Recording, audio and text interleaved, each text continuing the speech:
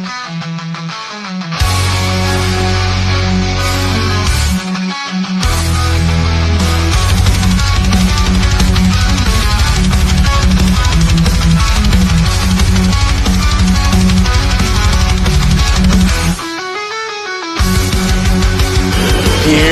Johnny.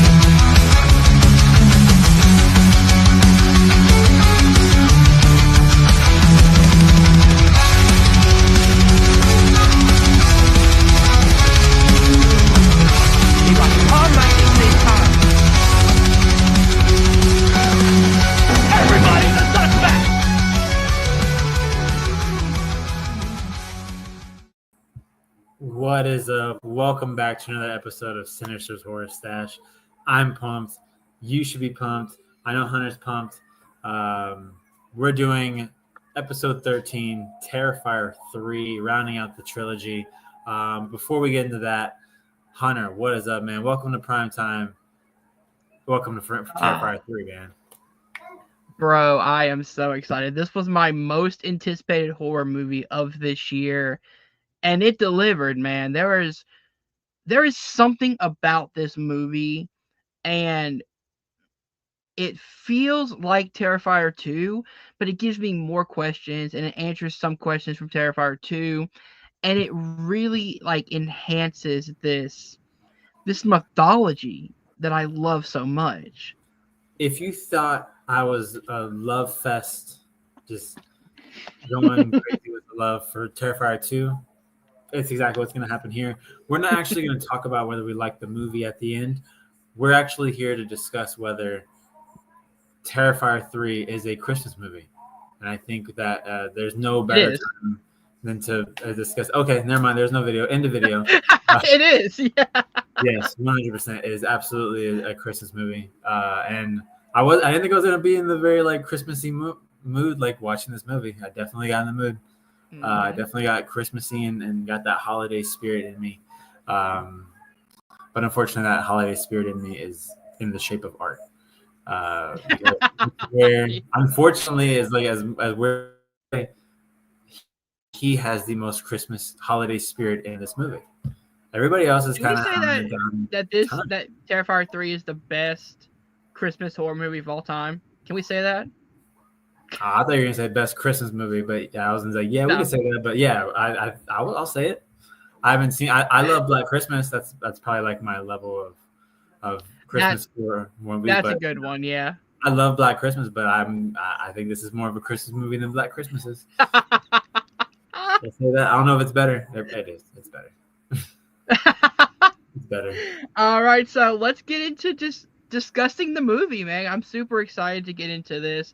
So I'll open up. I'll talk about the plot a little bit here. The film opens up in present time. Art the Clown invades the home of a family during the Christmas season and brutally murders them. This whole scene is what the teaser trailer was. And if you don't remember, if you weren't on social media at the time, there was a lot of controversy surrounding this movie. No surprise here, but I heard about because of the fact that Art the Clown was going to be attacking children, which children in horror movies have been attacked, have been killed before. It's a thing. I don't see a big deal in it because it's a horror movie. You're supposed to be frightened. They're not doing this out of fun. They're doing this to make you know that Art the Clown is not just going to go for the adults. He's going to go for anybody that's in his way. So I didn't really get into the big, what was the problem with this, even to the point that some Christian groups were outside the premiere, because this is a horror film that's surrounding Christmas. So they were protesting this movie. This movie had a very, controversial opening weekend, to say the least. I heard about the controversy before I even saw Terrifier 2. I'll just say that. That's how big this controversy was. Is that I heard about it and was like, what? And then I think I clicked on it and was like something about is Art killing kids? When I see those headlines of is Art murdering children too far. I'm like, we're talking about a horror movie, man. Like, what are we doing? Yeah. At some point, I'm just like, this is bothersome. It's just like, it's tiresome. It's just like, why are we talking about it? It's a movie. If it affected you or you don't like it, then don't watch it. Mm-hmm. It's not. I mean, like, there was a scene in. I mean, there was a scene in Dr. Sleep. I saw Georgie get his arm eaten. Yeah, and we all loved it, and we all shouted like, "They did it!" Like I still remember that. What's changed since then? Since 2017? Nothing. Yeah. Hell, in 2019 in Dr. Sleep, there was the scene where Jacob Tremblay's character is screaming, and you see his soul being sucked out of his body. That was more horrific than this. Like that one actually like can give you nightmares because. When Dr. Sleep came out, because I'm a big fan of The Shining, we watched Dr. Sleep. We watched it in the living room. My son was 2. He was or I think he was about to be 3. He was supposed to be in the room with my mom watching TV. This scene comes up, and it's the Jacob Tremblay scene, and he's standing there in the hallway, kind of like looking, and we realized it too late, and he was just horrified. Oh no. So that's a scarier and like way worse scene. You know what I mean? Like worse in the terms of like that shouldn't be shown. Like that just affected me. Like it's okay to be affected by horror sometimes. I think, and it's okay to push the boundaries, but also like Damien Loney said, like do it in good taste. Like you don't gotta be over the top with it. Like in terms of the actual like scene, nothing crazy. Like I said, it seems like a much ado about nothing. A reason for someone to get up in arms about it, but once you see the movie, it's not done in poor taste. It's not done in any negative way. It's very much like it's a scene in a movie, and you move on from it, and then nothing comes of it again. Like you probably don't even think about it again because you're gonna see worse things. It's gonna get worse. You are. Yeah. So this scene, what I love about it is it gives you that Christmas type opening where it's Christmas Eve, it's this family, it's this mom, dad, the daughter, and a little son, and you get a little bit of their life, like you get a little bit of what's going on. The mother and father have this kind of tension. You're not sure what really is going on. What I love is I want to speak on that. There's no tension. That is a man that has to be up in 3 hours. And his kid woke him up, and he, like he said, I gotta be up in 3 hours. I've been there. You're just kind of like, you're not thinking. You're just like, and like when she's like talking to him, and he's like, and he like kind of gives her like a snarky comment, but he's like, I'm not sleeping because you keep talking to me, like so no, I'm not asleep. So, but I want to be asleep.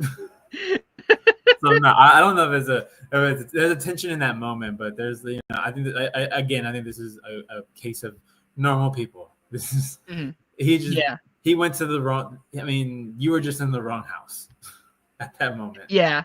So I love that the horror starts immediately in this scene, and what's cool is as soon as the house showed up, I was like, oh no, like. Mm-hmm. Oh no, we're getting right into this. Like you just like take yourself back to where you're at, and you're like, this is not gonna be good. Not at all. They're not gonna ease you into it. You're not gonna get like, it's okay. Like we're not gonna do that. They're not gonna talk. That's just, it's gonna happen, and it happens. No, it's gonna happen. Like this is Terrifier 3, bro. You know the movie you're in. Rip that band-aid. My theatrical experience of this movie was great because it was just me alone in a theater watching it. Okay. So I could like scream and laugh and just, enjoy the carnage just all by myself. And when this scene showed up, I audibly went, okay, now we're in this film. There's a scene where I'm like, I start laughing and I'm like, I don't know if I could watch this in the theater because I'm just like in awe of how crazy that was. And I can't suppress the noises that I make. Yeah. So, but I bet you it's a fun experience. The scene where Art first kills the husband, I love it because it's focused on the wife as she turns around, and you just hear the sounds. and then it turns around and you see the aftermath of it, but you see Art still chopping the dude's skull in with a fucking axe, and it's gruesome, man. That's what I'm saying. Like they did like kind of easy.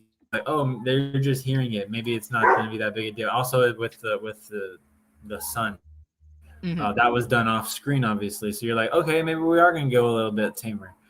No, I was actually surprised that we actually saw the aftermath of the son. Yeah, kill. I was nuts. Like that's something like it's not done in poor taste, but they're also not like holding back. It's like no, like Yeah. It's not meant to be like, oh, did he or did he not? No, he did. He did. It's nasty and it's not fun to see. The horror of just seeing the aftermath, I think, is enough. That's when you get the classic, like we were talking about in the last one. You get those classic horror, like where the horror cuts, where it's like you're gonna see the aftermath. The only time he does it is with the movie uses it, but it doesn't use it when you would like it to use it. Yeah, exactly. All right, so 5 years prior, after being decapitated by Sienna Shaw, Art's headless body makes his way to the asylum where survivor Victoria Hayes, now possessed by the little pale girl, has just given birth to his head, a la the mid-credit scene of Terrifier 2. It's always a gross and weird scene that I absolutely love. That this film goes that far with it. This is rough. This one's well, it's not rough. It's nasty. It's just nasty. It's nasty, yeah. It's just, like nothing about that scene is like, and you're horrified, but it's like that's just nasty. Like that's. I think in the theater I literally was like, what the fuck was that? But it's a great like the prop that they had was fantastic with the head and the umbilical cord. Like that's a nice little touch. Yeah, it's great. I mean, Vicky is I'll say Vicky was a nice touch in this movie. It's a nice addition in this movie. You haven't seen what she's gonna do later, like yet, or we haven't talked about what she's gonna do yet. But like watching the movie, I'm like, I like the addition of her because it does kind of give a voice to art for this one, and also kind of like becomes, in my opinion, which we'll get to when we get to the climax. I think it is part of the downfall of art is kind of on Vicky, and I'll get into that when we get to the climax discussion. But I think she was great, and the actress is great. That did her. The prosthetic is amazing. Like that prosthetic is amazing. Prosthetic. But this is a nice little like, hey, this is what happened. We're in place, right? We're taking back right where we left off, and again, creating that lore of like, all right, what is going on? What is Vicky? And then you find out very soon when he goes to the house and locks himself or sits in the rocking chair. In my opinion, that scene is Vicky, like as a person, she's still human there, but she becomes possessed when she slices her wrists or her veins in the thing. I think my theory on the movie is in order to come through, in order for the demon to be able to take over the body has to be dead. The body can. Okay, so Victoria's was like sacrificing herself. To take over. And art, like I think it's kind of like a test. Like when art brings her back, I think it's kind of like a test. Like, are you in this? Are you as crazy? Yeah. Or are you on this level? And then when she shows it by doing what she does, I think that's like a indication of like, okay, the demon takes over. Because like I think it's like, or her dad said in the note that they can only take over. Has to be like a really evil, sinister like person, and that was kind of like that final test. And that is the one thing I love is that in Terrifier 1, Victoria's not an evil person. No, she's driven mad. She's somebody who she was a victim of survivor. The art. Yeah, she's one of the victims of the original art, like as a human. So like in reality, if you think about it, like that's how you know she is that far gone, insane wise. Because in all reality, she should despise Art. She should hate Art Mm-hmm. because of because remember she said like sometimes I wish I was dead. Like Yeah. she was in a rough place. So she should have that like visceral reaction. But no, I like that her giving birth to the head. I actually wonder if this is and I'm just now thinking about this, if Damien This is about this movie. is talking about a form of Stockholm syndrome as well, where it's like, Art did something so monstrous to this woman that the only way she can cope and the only way she can not go even more insane is to team up with Art. And it's sad, but I mean that is a form of not only self manipulation, but it's a way that your abuser can control you. Yeah, and I think one thing that I like about this movie is it does touch on like that trauma of dealing with something like Art, like what that does create, and we'll see that with Sienna, we'll see that with Jonathan, which is a great parallel, between Victoria, who took it the dark way and went so far out of her trauma, or Sienna, who is trying to learn to deal with her trauma in the way she knows how. And this is what I mean. I say that Vicky is kind of the downfall of Art. I mean, we could jump all around. It's cool. It's fresh in my mind. That's why I think Vicky is kind of the downfall of Art, because the demon's ultimate goal is to use her. The demon wants Sienna's body, because it's that it wants to corrupt what is seen to be good, and she has been chosen, obviously in some way she's been chosen. And I think especially when she says like she mentioned, I forgot exactly what the line is, but it's something along the lines of like, I just need you to die in order for me to be able to take over your body. I think that if she would stabbed or with it would have died, I think that would have been the ultimate thing, the ultimate way for the demon to take over her body. But because of who Sienna is, and that she has this good on her side, this fate, almost like this destiny almost type thing, she can overcome. She can overdo it. She can overcome Art. She's probably the only one who can, because I would say the way that Art messes with her in this movie, and especially in that scene in the at the end with her facing her, is it her sister or her aunt? I think it's her sister, right?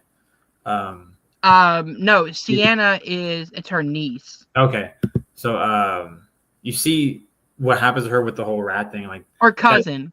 Her cousin. That felt very like overkill, and that's what you do. I don't think they know how to. I don't think the demon knows how to take out Sienna. I think the demon is 100% just winging it. And I definitely see that about this movie. That's what's fun about it is like, you have this entity, this villain that does seem so powerful, but whenever they come against this one person, they have no idea what to do. And we're finding out along the way why that is. And Damien, that's why I'm like, Damien Leone is a master of what he's doing, because he is giving you a little bit, but keeping you in there, and like knowing that. What happens at the end of this movie is nuts, but like you know where the movie, like immediately I'm like, oh okay, I know exactly where part 4 is going, but I can't wait to see it. Exactly. Especially with what he's gonna go nuts. I already know he's gonna go nuts. He's gonna be in the 9th circle. Oh yeah, he's gonna be in the 9th circle of hell. Like there's gonna be some crazy things going on. So if you got upset about the kid thing, I think you better get some tough skin, because it's not going to get. Oh yeah. So let's start off again from the kind of the beginning, as you said. We start off with Art and Victoria.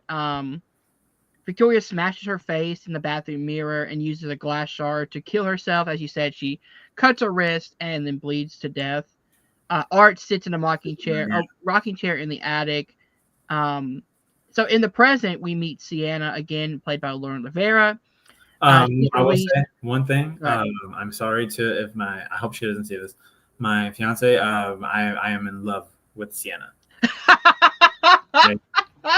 Stan.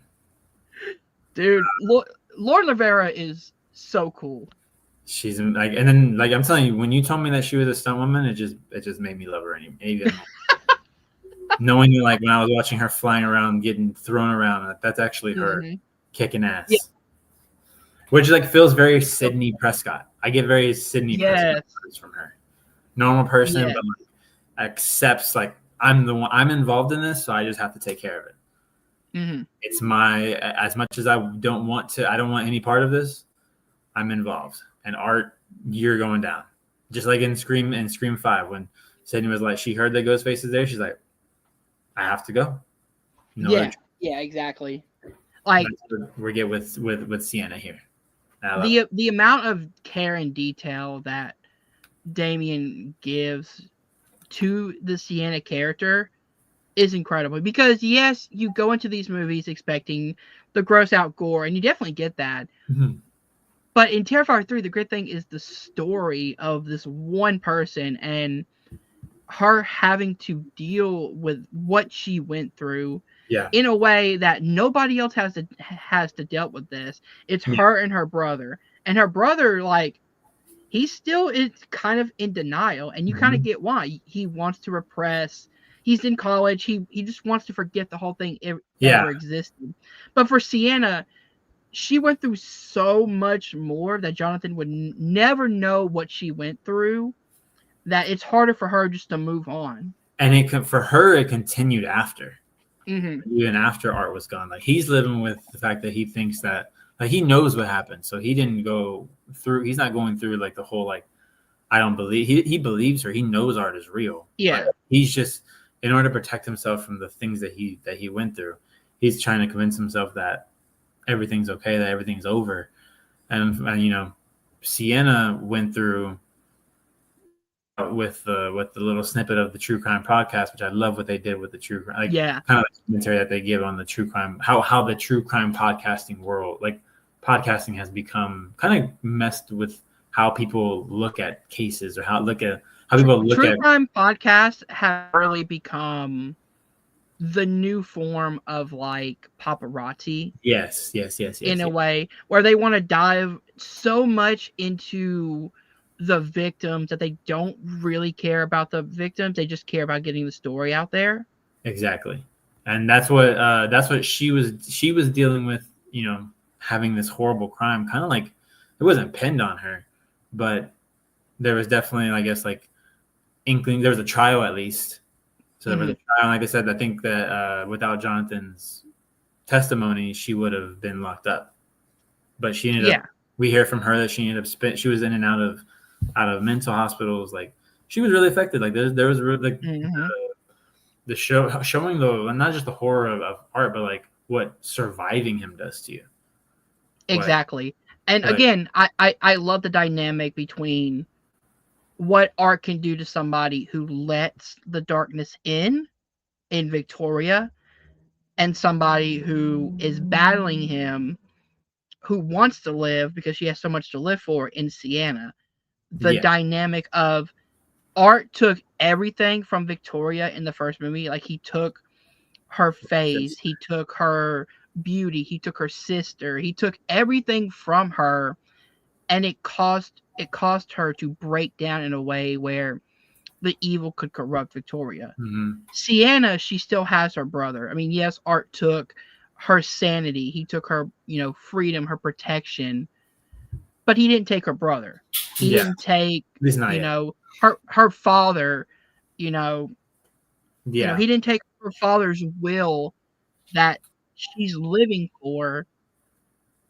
And that's something that, like, is really cool in, like, the spiritual way, where it's like her dad is almost like a guardian angel in a way, where he's pushing her forward, even though there's nothing, you know, when there's no fight in her, her father is there controlling her in a way. Yeah, absolutely. So that's why I love Sienna, and like the whole, how we're seeing like the one thing how much I believe Sienna and Jonathan are brother and sister.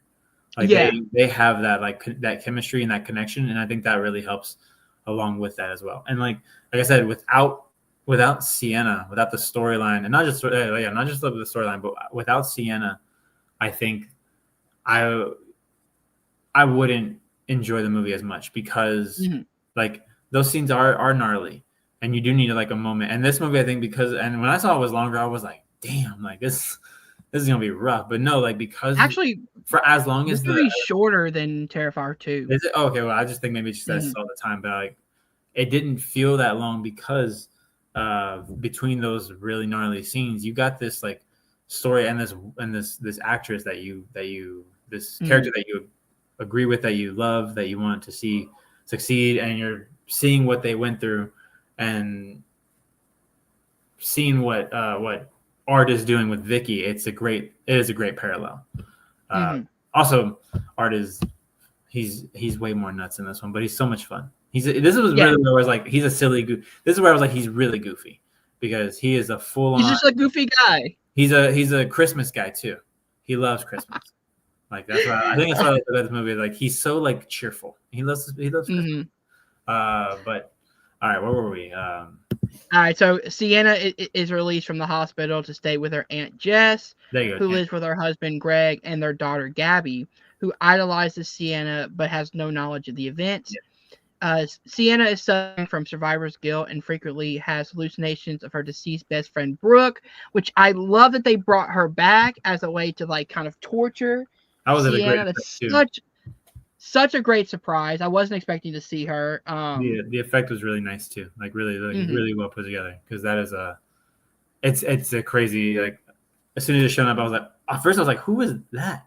I was like, oh dang, okay, I see it. And then it's because you hear her talking and how like aggressive these visions she has, like that's like, and she holds it together the whole time. Is crazy. The fact which is surprising, because like that is a very visceral visceral hallucination that you're having, like someone screaming in your face and no one else can hear it, and the way that she plays it off, that she does it, is great. It's why I think Laura is as important as David Howard Thornton is. She is equally as important. I think I saw that second one. I was like, it's all Art. No, I think it's the mix of those two. She's the Batman to his Joker. Exactly. Yeah, that's actually a great point. She's the Harley to his Joker. Like it's just a more fucked up version of that, a more gruesome version of that. If we got to see what the Joker actually did. Yeah, exactly. So she struggles to reconnect with her younger brother Jonathan, who is now in college, trying to move on with his life. Art and Victoria are woken from their slumber when two workers stumble upon their bodies in the house. This scene, oh my god! Yep. Not only do they kill the two workers, but as Art is brutalizing one of them, how do I say this without YouTube just canceling us immediately? She does an activity to herself with a glass. Oh man.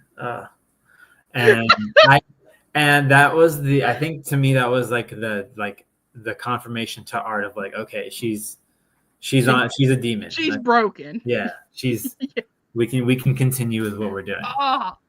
It's gross. Like, watch the movie, because I literally cannot say what she does, but if you have an imagination and you know what this movie is, you can put two and two together. Yep.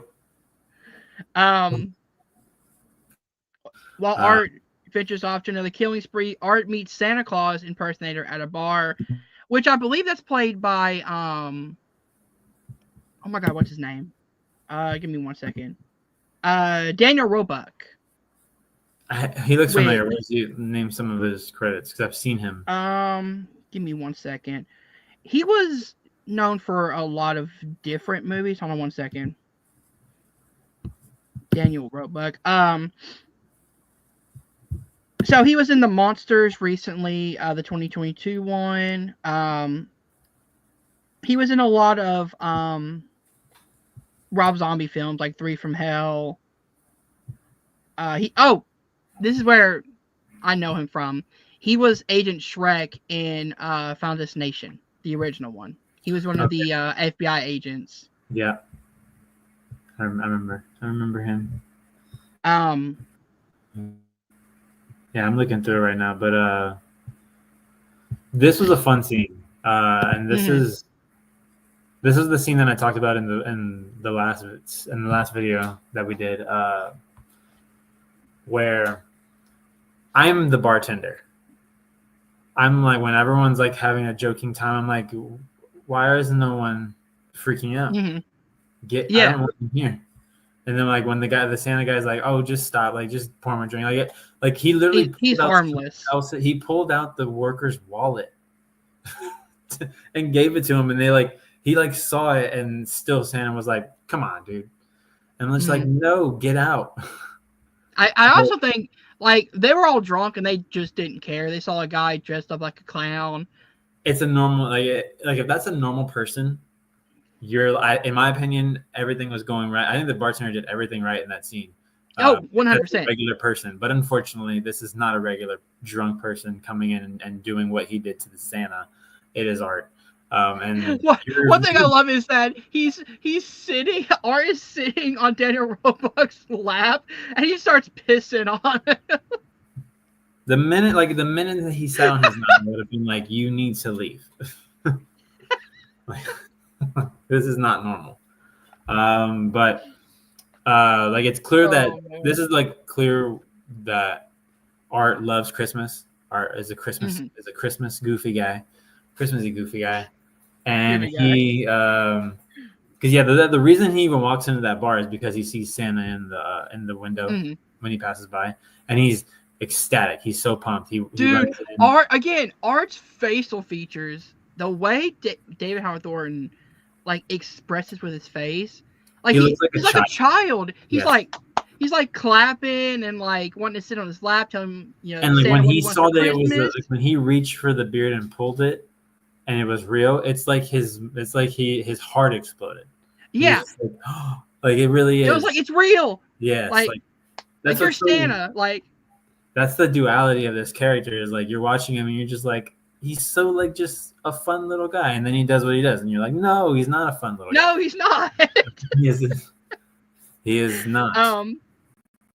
And then the scene that everybody had problems with, that I love, Art impersonating Santa at the mall.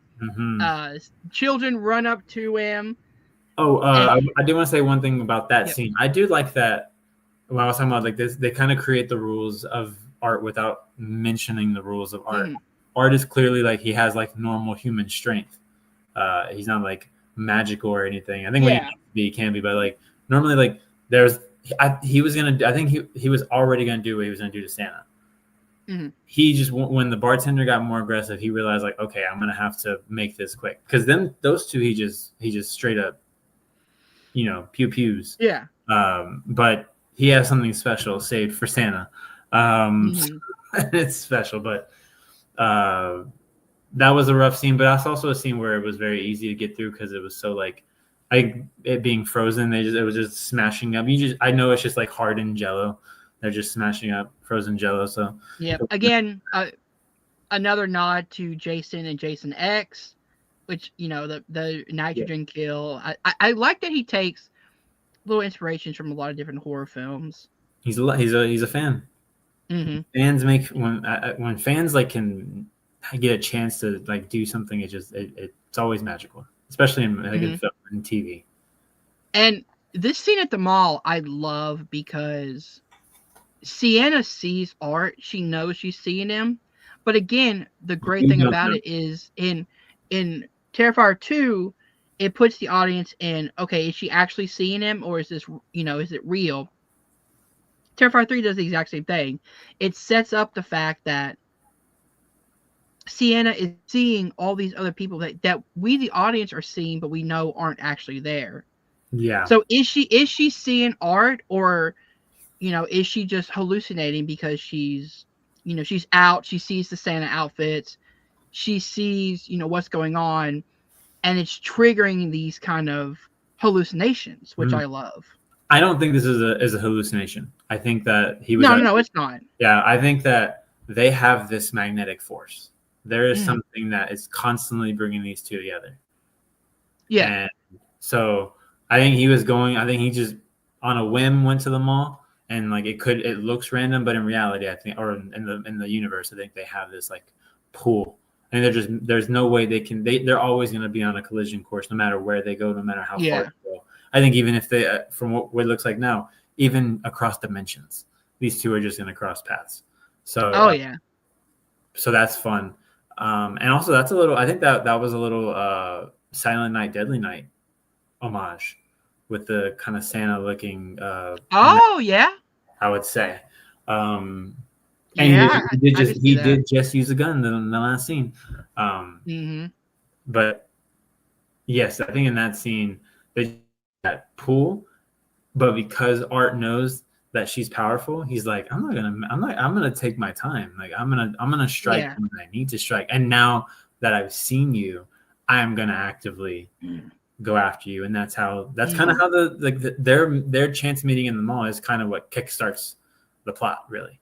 Because before it's just Art it's the same thing in Terrifier 2 as well. Yeah. It was a chance random meet in Terrifier 2 that kicks off the events. This one, I'm not sure if it's actually more random or as you said, they have this magnetic pull to each other where it's like, okay, now I kind of know you're out of the hospital. Like we're okay. Now, Now it's gonna happen. Now it's just a moment of time of when I can get you alone. Yeah, and this scene made me dislike myself as a parent every time that I've been on my phone in public with my child, because literally the reason why what happens is because every parent is looking at their phone, and in my mind I'm like, kids, come on, look how creepy that Santa looks like, but they're kids. They don't know any better. Yes, like that. They're supposed to be parenting. So yeah, I definitely will not be. And the moment that Art gives them the present, you tense up. Like you definitely. Dude, at first, I thought, okay, I didn't think it was a bomb. I think it was a bomb in a present. I was like, okay, he's gonna show something extreme, like maybe a dead cat or like a dead animal. I thought earlier when he was making something, I thought he was making a bomb. Like, and I think I heard heard mention of like there being like a bomb scene in this movie. So I was like, oh, yeah, I didn't know that. So I was like, is that the bomb? And then, but no, it was the liquid nitrogen. So yeah, the bomb came out of nowhere. I was like, oh, maybe he isn't gonna do anything, because he did kind of just leave, and I'm like, maybe he is, like nothing is gonna happen. Nope. See, I'm glad that I didn't hear about a bomb scene, because for me, I was like, oh, like one of two things. He's either showing these kids a dead animal, or he's showing them the Santa that he killed, that he took the costume of. I thought that like too, maybe a head or something. Or normally like it's his bag of weapons. Yeah. So I thought like, oh no, the kids, because they were just like digging in the sack, and I'm like, kids, what are you doing? Don't dig in that sack. Yeah. But no, like it's an explosion. It's an explosion, and it happens immediately. It happens like just the way it happens. It shocks you, and he's just like, obviously he's smiling about it and happy about it. But after that is where he's like, okay, like I think he went there to go do what he was gonna do, and I was like, I got work to do now. No more dilly daddling. Let's go. No more dilly dally. Yeah, we got something to take care of, and now we're gonna get to work, because as we know, Art the clown is a professional. He takes his job very, very seriously. He's very passionate about his job. Yeah. All right. So after this scene, which I thought was brilliantly done, Sienna visits Jonathan at his university, where she meets Jonathan's roommate Cole and his girlfriend Mia, who hosts a true crime podcast. Mia pressures Sienna and Jonathan to participate in an interview about the Miles County massacre, but Sienna refuses. Sienna confesses to Jonathan that she thinks Art is still alive, showing him letters he wrote to her while she was in the psychiatric hospital, stating demons can be reborn through a host like Victoria. I love that, again, from the first movie where you meet Victoria, you see her at the end of 2, and now she plays a major role in this one. Major. And yeah, so we got the information from her dad's note. Her dad written I guess a letter and placed it in his stuff that said basically that that the you have to like it's the girl. It's I think he says it's the little girl. Um, it's not human, and in order to come over, uh, it has to come over on this side. It has to have like a host. But when it has a host, when it gets a host, a good entity finds a host and kind of implying that she's the host and that she is this vessel, which is I love that story. I love that timeline. I mean, I like that storyline. I am big on like I love the Constantine movie because I love when you can bring in like religion and stuff like that and demons and stuff. But when you actually talk about like what demons are and what angels are, and not like this fluffy version of them. It's more like no, like these are two entities that are having battle constantly, and unfortunately humans get stuck in the middle. But Sienna is the Dean Winchester of this universe. He is the great analogy. The vessel. I love Supernatural. Also, I think Dean would have already taken out Art. I think he would have. I think Art is a for Dean. I think considering what we've seen from that show, Dean is OP as hell. I mean, that's fair. He's OP as hell, but that's for that's for yeah, man. This is where we kickstarted, and I love. This is where we get that. We start to hear what Sienna went through, because when Mia's like hounding her, and I'm saying hounding. Like, there's a proper polite way of asking something like that. Like I'm not saying you can't ever ask a favor like that, but like read the room, bro. Yeah, there's a time and a place to ask for that. Read the room, like man, there's something. But the one thing I also love is that they could have easily made Mia's boyfriend Cole into this, jock asshole, but he's really not. Like even Cole is like talking to Mia like, look, you can't just go out there and ask people like that. Yeah, you don't know what he's going through. Like he's the voice of reason. He's like, you can't just ask a survivor to tell their story like that just out in the open until they're ready. He's always embarrassed of Mia, like when she does like that every time. Like I'm assuming because when she asked, or when Jonathan walked in, I'm assuming that wasn't the first time that like she's acted like that around him. And I wouldn't say they're friends. He even says like when he sits down and he's like, oh, like we hang out all the time, and he's like, you treat me like shit. So it's like it clearly don't have like a great relationship, but there's not like a I'm bullying you type of relationship. It's more like you living with a type of relationship. For that line though, I wonder if in Cole's mind he's friends, because I do this for my friends all the time. I will give shit to my best friends constantly, but they know at the end of the day that we're friends. And I wonder if because Jonathan of what he went through, he doesn't know how to interpret like playful banter. Because in Terrifier 2, him and his mom went at it all the time, and there are that contentious moments. So I wonder if in Cole's mind they are friends, and Cole is that person that just he loves to give shit to his friends because he knows he can receive it as well. So then Sienna tells Jonathan that she plans to return to the Terrifier haunting attraction to receive her father's sword. Now the scene I really want to discuss. It's time for the shower scene, ladies and gentlemen. You've heard about it. This is rough. Behind the scenes story. When we decided on Terrifier 3, we had to move it, but we were originally going to do Thanksgiving in Terrifier 2. We had something came up, holidays, so then we switched it to, okay, let's just do Terrifier 2, Terrifier 3. And I was like, and I think I immediately told you, I'm like, damn, like I'm not ready. I'm scared. I'm scared. And I was like, I barely bedroom scene. And then you were like, wait till you see the shower scene. Yeah. This one is another one. In your opinion, which is worse, the bedroom scene or the shower scene? I'm gonna say, because I have a fear of chainsaws. Like Like if I don't go to horror, I don't go to haunted houses anymore because that actual physical sound of a chainsaw like gets me to the core. So I'm just like, I don't have fun. I'm literally like terrified the entire time. So I don't like that.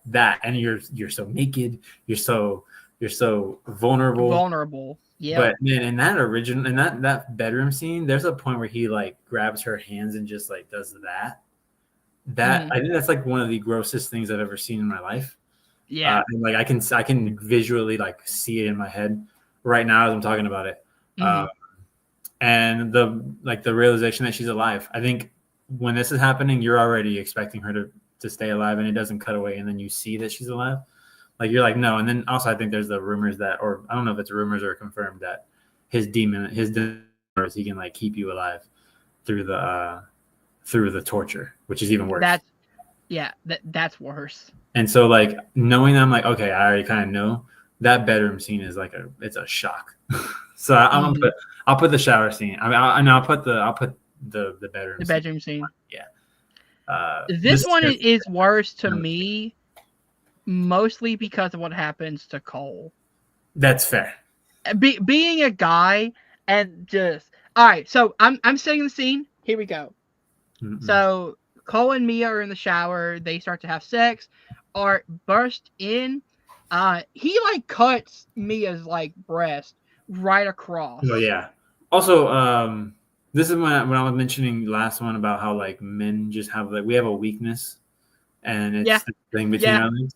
This is when I was like, oh my gosh, like men are dumb because he's still going. There's that chainsaw don't start right away.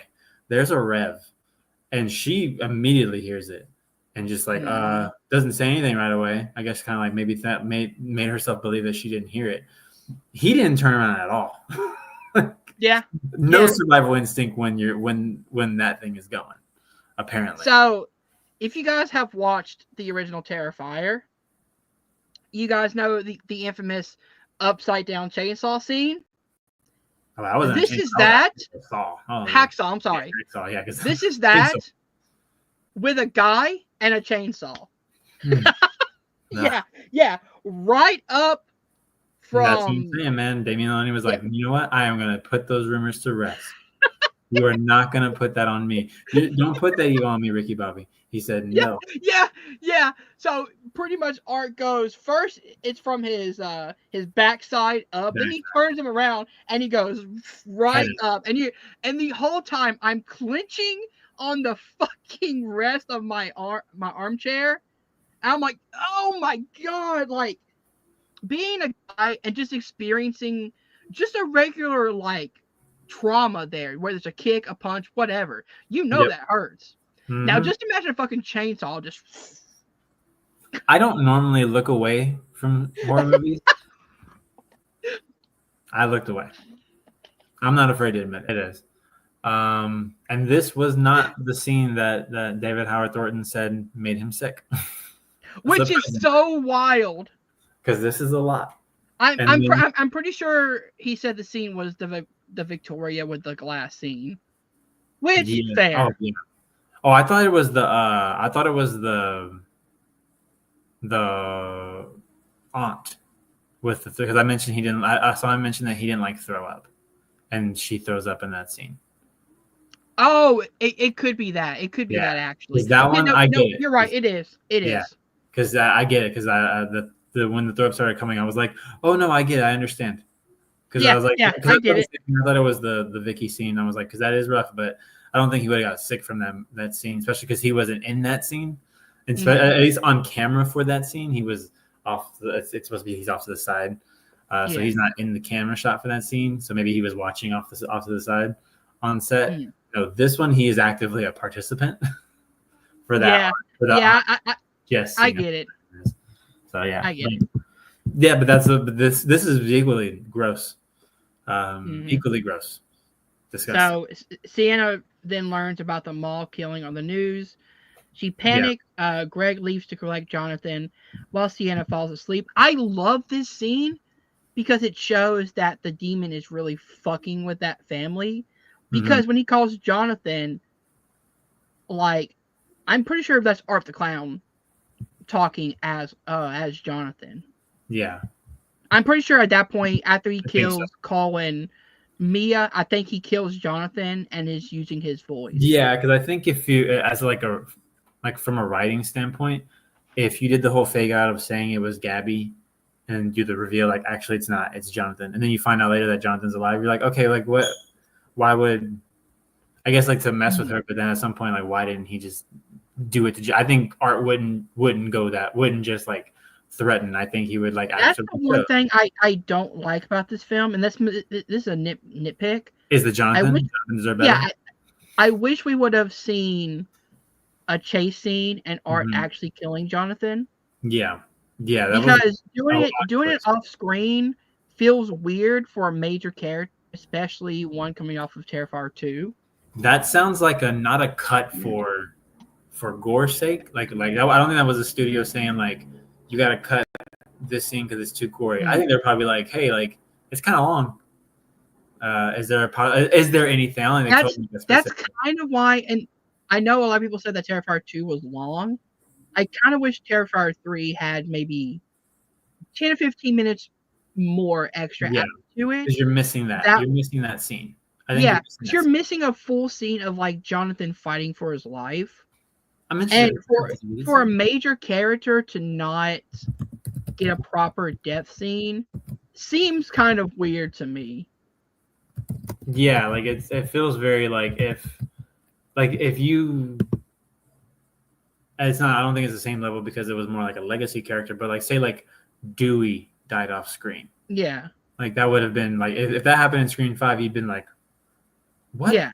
Like I think that's why people don't like the Randy death because it happens off screen. Like it's very like kind of off screen. But worse, this is where it's like no, you don't even like have any hint that you don't see dead at all. you don't have any hint that like Art took him. Same thing with the dad, right? Like the dad. All right, so I have a question. Was it confirmed that he's actually dead? I don't know. That's not. I was typing in their deleted scene in Terrifier 3. Because to me, if it's Victoria, because Victoria says at the end, like, "Oh yeah, I killed your brother," but she could just be saying that to get Sienna to finally break.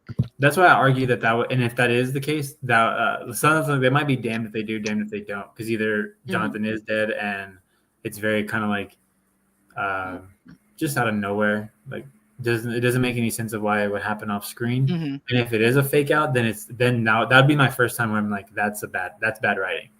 Actually, no, I mean, if it's a fake out, they did the fake out with Gabby already. Because remember, he said that was Gabby's head, and then it's like, oh no, actually, like I didn't, but it is Jonathan, and that's when you get the reveal of like, oh, I think like even like she believes like, oh, is that that's Jonathan? I guess it wouldn't affect you the same. That scene wouldn't affect you as much knowing that Jonathan is alive. I actually think it would affect me only because of the fact that like Art is trying, as you said, he's pretty much making this up as he goes. So if Art is like, okay, she's not breaking when I said it was her brother, when I said it was Gabby, she's not breaking. What if I say it's her brother, the person that she is trying to connect with? Well, then when she finally does break, that's when Art can take over. So it's Art trying different things to get Sienna to finally break. This quote could like kind of lead to like what you're saying, where maybe he is alive or something like, because Damien said in terms of like he said a lot of fans were expecting the extended cut to be scenes that they imagined were missing, but no, we did not shoot those scenes. So the missing scenes, quote, they want to see our Sienna going to the Terrifier to retrieve her sword because that also didn't happen, but we know she got it. And they want to see what happened with Jonathan, or they think something happened with Art the Clown at the Beta Bash, the big house party. He said, we didn't shoot those scenes. There's nothing there that would be in the extended cut. So maybe nothing did happen there. And maybe like with the whole like the Beta Bash, maybe that was just like that was just a scene to show that Art was on the college campus type of deal. Which to me, if maybe he's that not wouldn't if it's revealed that Jonathan's alive in the fourth one, that would be a great way to like get the one up on Art. Maybe Art thinks he did kill Jonathan. Maybe Jonathan does survive somehow. And because I mean, Sienna survived a lot of stuff that Art did to her in Art and Terrifier 2. And Jonathan like even survived having his ankles and knees like chopped off, like pretty much like eaten in Terrifier 2. So it shows that like maybe this family is stronger than Art believes it is. Mm-hmm. And then the fourth one, you have Jonathan come back, and you have him and Sienna both trying to take out Art. Because in this one, Jonathan feels more like he's trying to forget the whole incident happened. Yeah, he's trying to move on. Yeah. What if he comes back and realizes that, like, no, my sister needs my help, and I can't just pretend like nothing happened. Yeah, I agree. I think that sorry, I got distracted for a second. That's fine. I think in terms of Jonathan, I the best possible thing that could come of it is that he is alive, and if there is a scene of like showing that in the next movie, then like all will be forgiven. Remember, this series is not over. We still have another movie, so I'm like I'm gonna hold out my judgment on that. Now, once the series is over, and then I go back and like I rewatch the series, and I'm like, oh, that doesn't work for me. Then that is, but also that can be a personal thing where I'm like, I'm not gonna like destroy the movie for like people go get a little crazy with it, like, oh, they ruined the movie because of this one scene. Like, no, it doesn't actually. Like, I like the movie quite a bit. Yeah. To me, though, the idea that like Art he's so used to being able to just kill anybody he wants, but the fact that like the one person he can't scare, the one person he can't have let go and lose control is Sienna. And the fact that like we've seen through 2 and 3 that like he is willing to do whatever. Like if this plan doesn't work, he's going to another one. So the fact that he went from, oh, this is Gabby, which could have Sienna break, and she almost did, but she didn't. He's like, okay, that didn't work. What if I say it's it's your brother, the one that like you grew up with, like that's your blood. Like, not saying her cousin isn't, but that's somebody you spent your entire life around. And this could be an example of the weakness of Art. The weakness of Art could be, at least in what they could use in the next movie. His weakness is he doesn't plan. He is kind of just going about things. He's just, to quote the Joker, I love The Dark Knight. To quote the Joker, he's just doing things. Like he doesn't know he doesn't really know where he's going. Or like in the movies when he's just roaming around. Like when he gets in that house, he's just walking around. He's not doing anything with a plan. It's not until he sees Sienna that he's like, oh, okay, maybe we got to do something. And that's where Vicky came in. Vicky was very much like, I would say the voice or the mouth of Art, whereas Art can't speak. Kind of similar to the mouth of Sauron in the extended editions of Lord of the Rings. It's there to be his voice, but not long for this world, because it seems like the demon needs a strong host, I guess. But because it's not set, because this entity is not satisfied with the host it already has, it's going to lead to the downfall of this entity. We still don't know how to kill this damn thing, because as we see later on, the entity's still alive. The entity's still alive. I think they set up a way to kill Art. And I think the great thing about this is Art outsmarted Sienna and at the final scene, which we'll get to right now, actually. Sienna wakes up to find Art and Victoria now dressed in a clown costume, have invaded her home, and Art incapacitates her with a mallet. Sienna regains consciousness. She sees Greg's body pinned to the wall, and Jess tied up from across the room.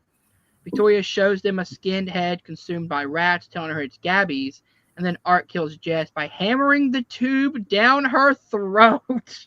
This is the scene. It's disgusting. We have to talk about this scene. So yeah, he like hammers the tube down her throat, then grabs, what is it, rats? Yeah, the rat. He grabs the rat Forcing the rats down her throat, and then using a blowtorch to to make it like go further down. scurry them down. Yep. It's nasty, man. So if you grew up in the like, if you were in middle school or like high school past like 2007 or 2005, I think it's 2005, Mm-hmm. a movie came out called Bad Boys 2. Oh, not Bad Boys 2. Sorry, not Bad Boys 2. Too Fast, Too Furious, and that was like 2003 probably. Mm-hmm. In that movie I don't like that movie. I haven't seen it in a very long time. But this scene always stands out because there is a scene where the villain is like torturing someone that works for him, and what he does is he like puts him on the table, gets a rat, and puts like a pan over it or like a pot over it, and then starts heating it up. Starts heating up the pot, and then you get the monologue of what rats do and like what they'll do to escape death, and they will chew through anything. And so that's the horror. You don't see it obviously because it was a fucking PG-13 movie. The scene, it wasn't a horror movie. So as soon as he had the blowtorch, I immediately knew it was coming. And I'm just like, no, I don't want to watch this. Mm-hmm. But I did for you guys. No, I love the movie, but I don't have to watch these scenes. I'm probably going to be one of those Terrifier fans that I'm going to admire from afar. I'm going to watch the movie. Fair. I'm going to watch reaction videos. So then Art suddenly enters with Gabby as a hostage, and Victoria reveals that Sienna the head is Jonathan's, which we talked about. I don't think it is. We'll see. Everyone knows. I actually think the head is Cole, but they put Jonathan's glasses on If him. you don't see, we all know, and when it comes to TV and movies, if you don't see a body and if you don't see it happen, it's still on the table. They're still could make a play. And like I said, I think that Vicky, maybe that's a Vicky overplaying her hand. I think that Art and Vicky kind of made her, I think that might have been their biggest mistake, was making her feel so alone, and then and like basically saying like, you don't have anything. I think that in their quest to torture her, all they did was made her stronger. That's also another thing, is like, exactly, because we'll get to it a little bit, but like as they're torturing her and she like overcomes everything, in my mind I'm like, you're just making this woman stronger and stronger, because she goes through a lot, and they put her through. I love this scene because Victoria places a crown of thorns on the head of Sienna. That, like, the imagery there just by itself is incredible. But what's cool is like you see the blood like immediately draining down her face, and you see that she's still fighting. Then Victoria takes these spikes and hammers it into her feet, and you're like, okay, I definitely get what they're going for, and I love it. Again, it's biblical. It's the persecution, the savior is being sacrificed.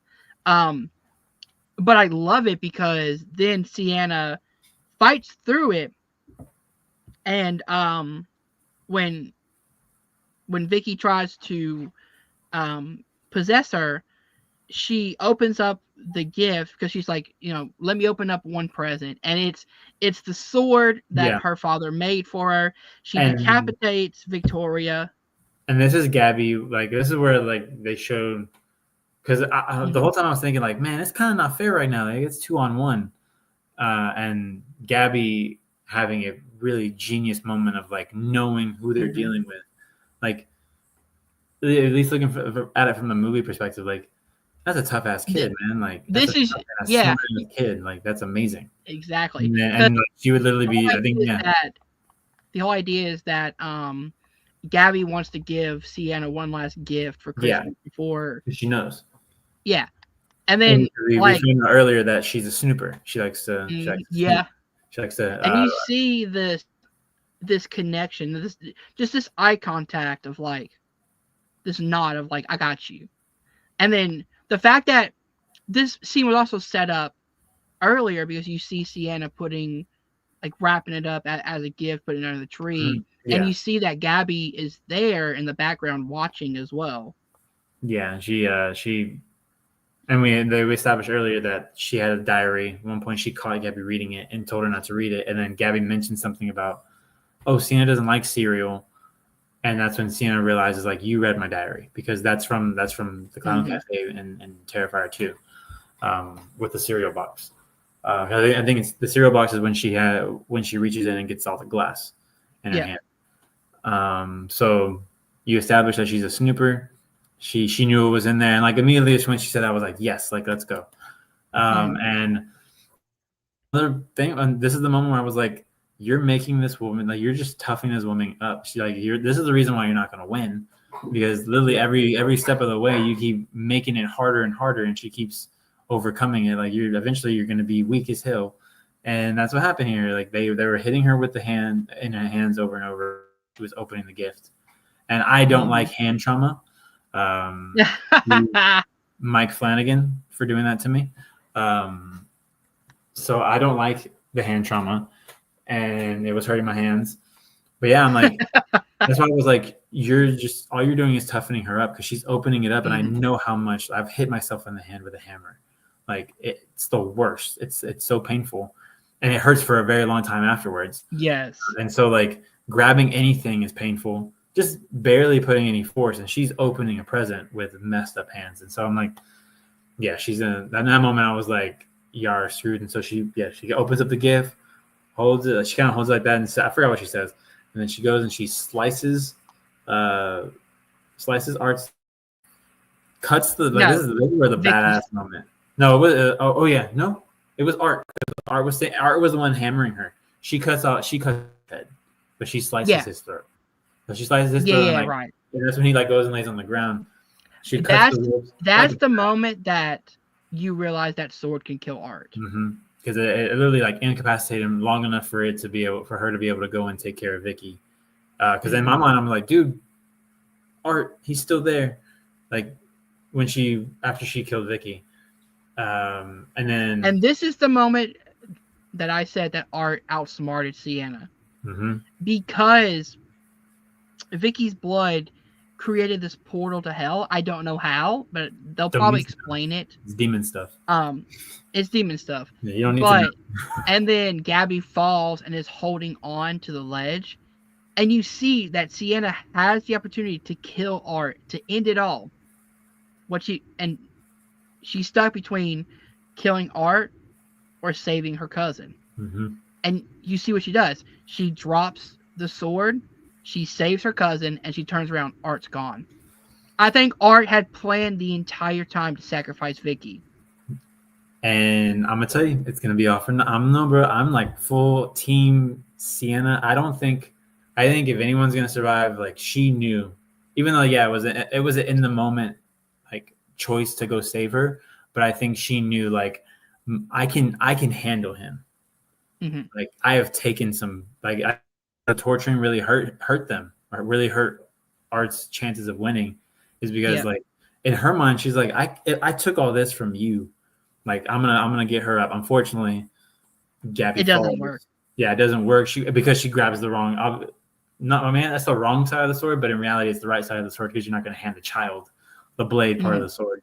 But that's where the hand trauma comes into play. Like, not only was she holding the sharp end of a sword, but she literally had her hand smashed. So it makes sense that she dropped it. So as soon as she went through, I was like, I know what we're doing. We're going in there, and we're getting Gabby. We're going to ninth circle. Yes, let's go. So then, what happened to Art escapes to a bus stop. Yeah, he's taken out. He escapes to the bus stop. Sienna's there, obviously. And did you notice the book? Yes, that's what I was about to say.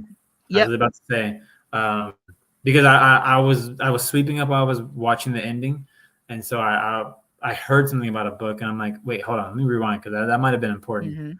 I'm like, what is she reading? And when you see what it is, it's the Ninth Circle. And then whenever you said that was the name of the short, I was like, yes, I remember that. Like, I remember watching a video about that. I think it was Foundflix video. about it, and shout out them. But when I saw that, I'm like, oh man, like we're about to get into it. I'm like, okay, we're going there. We're going to the to hell. We're going to the ninth circle. We're getting Gabby back, and that's where I'm like, with the budget, because he just made a lot of money. Oh yeah, he just made this like there should be no studio exec. I mean, I don't think there's a big studio. There should be no going down and tell Damien Leone what to do and what not to do on this movie because of I would say just if I was Damien Leone, I'd be like, dude, look at your bank account and tell me I can't do what I want to do. He's got that. I think he's got that throwing power, and that's why I'm like, man. Once he's done with Terrifier, I can't wait to see what he does. What? Because I think he'll have his choice. He will have his pick. It is not like he's 100%. He will. In the horror world, I don't think he will have to go and like plead to anybody. I think he is going to be like, I have a story. Do you want it or not? No? Cool. Or if someone's like, hey, we want to give you this franchise. What do you got? At least give us a treatment. What's your idea? And the great thing is, if no studio wants to take his story, he has his own studio. He'll do it himself. Yeah. Yes. He's got that Kevin He doesn't Smith care. Right now. He's the Kevin Smith. He's the Kevin Smith of horror. Yeah. Because Kevin Smith will literally. That is what Kevin Smith constantly talks about. What he's doing. He's making movies that he wants to make because that's what he did his entire career. Because no one was willing to give him the money. He just this is his Mallrats. This was Damien Leone's Mallrats. Oh yeah. So question, I think in Terrifier 4, I have a theory that we will see Sienna's father, like in the ninth circle, fighting alongside Sienna. Yes, I agree. Art. I agree, and I'm so glad that Damien Leone put to bed that rumor that her dad was Art, because it wouldn't make sense. It wouldn't make sense. It would make any sense. I love the idea of like maybe he's like a prophet. He's got some kind of connect because this is clearly, I mean, this is obviously a biblical tale. This is a religious story, but that's not religious. That's not shoving religion down your throat. This is a much more fun religious story. But like maybe he is some kind of chosen, like God gave him this gift to one thing that we didn't talk about, this weapon, this vessel, which is Sienna. The one thing that we didn't talk about that we should real quick is the flashback scenes of young Sienna and her father. I love this because he's drawing, and you see that he's drawing art, and then Sienna really wants him to create a badass character for this story, and he creates somebody that at the end I love. It looks like Sienna from Terrifier 2. It looks exactly like her, and even says something like I created this badass, warrior character inspired by you. Yeah, and like I love it was the fact that I guess he made like because he made like a kind of prototypical common like idea of a badass hero woman, and she was like, no, like this is not that, and so he was about to go like, okay, I'll get you something. Because he was about to try and convince her, like, no, this is cool. He's like, you know what, I will draw you something. And then he had the epiphany of like, wait, I already have a character drawn out. And he showed it to her. And when he hands her the picture is when he has his seizure, which now we know was the visions of her. I think it was the visions from what happened in Terrifier 2 with the tank and her in the costume. So I think it's gonna come to like we're gonna come to find out that he's like a prophet, or he's some kind of like scribe of God, where like God gives every now and then gives someone the power to see what he's doing or see the future. I think that this was like a way of him saying like, I'm trusting you with this information that there are beings that'll come out here and do bad things. What if I'm entrusting you with this vessel? So what if it's not God itself? What if it's because we know what the Terrifier is? It is this demon, it's this entity. What if there's another entity kind of like Terrifier, but it's so the Terrifier is we have to find a vessel to be our demon. What if this good Terrifier is we have to find our vessel to fight this other demon? I don't know, man. That's why I'm so excited because like Yeah. it could go a lot of ways. I have these like typical like where like I think it could go where I could see it going, and then I have like Damien Leone probably has like something that I haven't even thought of because I mean I've never thought of any of these scenes ever in my life. Yeah. So he's got a way more vivid. I don't want to say better because I don't know if I want that. I don't want that. I don't want those pictures noodling up in my head all the time. But he's definitely got a much more vivid imagination than I do. So I said it. I put it on Instagram earlier when I posted the Superman trailer, and I said, "In James Gunn, I trust." I am going to say, "In Damian Leone, I trust." No matter what he does. One more thing, one more Easter egg. A work of art by Ice Nine Kills does appear in this movie. Where is it? Why did I miss it? So when we see Jonathan for the first time and he goes into the bedroom and you see Cole and his girlfriend, if you listen to the radio, they're listening to a work of art by Ice Nine Kills. Yeah, make me rewatch this movie now. I literally was in the theater like, yes, I heard it. That is a great song. That is a great band. And we will end on the Rotten Tomatoes now. All right, so Rotten Tomatoes rating for Terrifier 3. The critic score is 77%. The audience score is 85%. That's ridiculous. Yeah. I agree that it's completely underrated on both ends. Both ends, and I'll say the critic score should be like frowned upon. Like if you do this, like the fact that it's like that many people, because I know it's not a rating system, it's based on how many fresh versus how many rotten. There should be way more fresh in terms of like story. That's why I'm like, man, it must have got a couple like really bad reviews from. I'm like, couldn't handle the gore. Like, I don't know, man. Like, you got to be able to get through. I don't like the gore either, but you got to be able to see the story, see the writing, see the craftsmanship that you see in this movie. Because that's what this is like a master craftsman at work. There could be some other critics that are upset that the movie kind of ends on a cliffhanger. I guess I'm different. That makes me more excited. Yeah, it gets me more excited. I would put this 95%. Yeah. I might give this 5. 5 out of 5. There's not a lot I don't like about it. Like literally my only gripes of the movie are my own personal like icks. That's it. Like I can look past that and be like, this is a well put together movie. Like I'm watching this movie and my mind is running, like thinking of all the possible things that are going on, seeing what he's doing. I love that. I love the commentary on true crime podcasts and how that affects people and how that affects real life people. I love how normal these characters seem.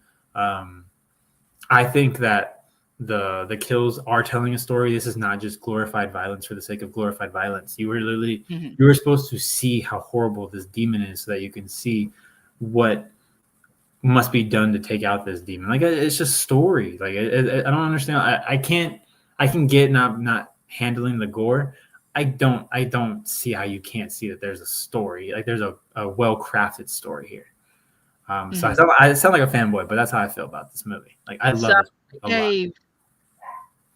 On my Letterboxd, I gave Terrifier 3 a 4.5 stars, but I could easily on another rewatch bring it up higher.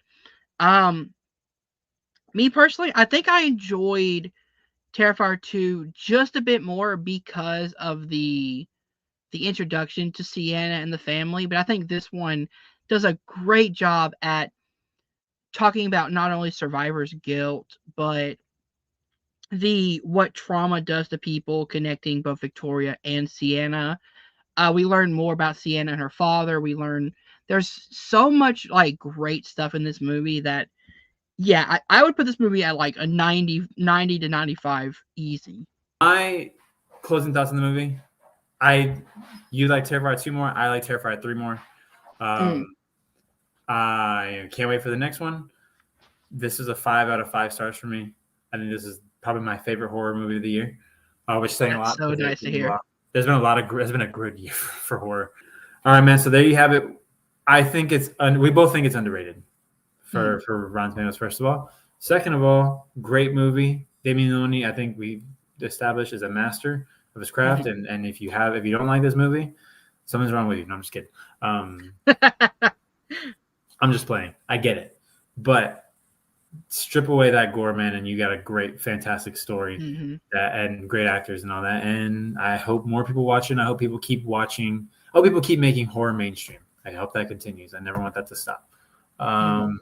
For Sinister's Horror Stash, I am Sinister Alec Miller. You can find me on Twitter at Alec Miller 0423. Same thing on Instagram.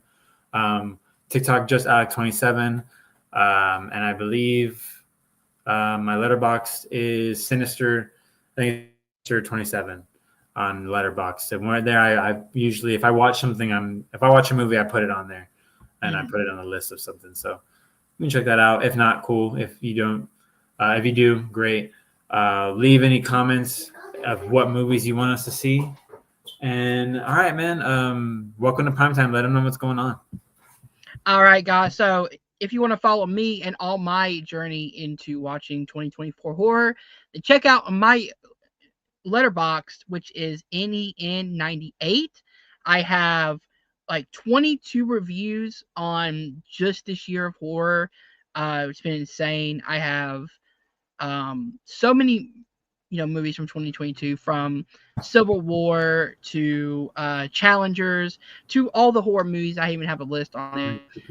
Also check out the 61 Days of Prime Time, where we go from the 1930s to the 2020s. Myself, my co-host Chad, and Carrie, we talked about 6 movies per decade. So go ahead and check that one out. And our last Welcome to Primetime podcast video was on Friday the 13th, where we did a game version. So go ahead and check that out as well. All right, guys, if you did enjoy this, please hit that like button, subscribe, welcome to Primetime, and remember, stay scared.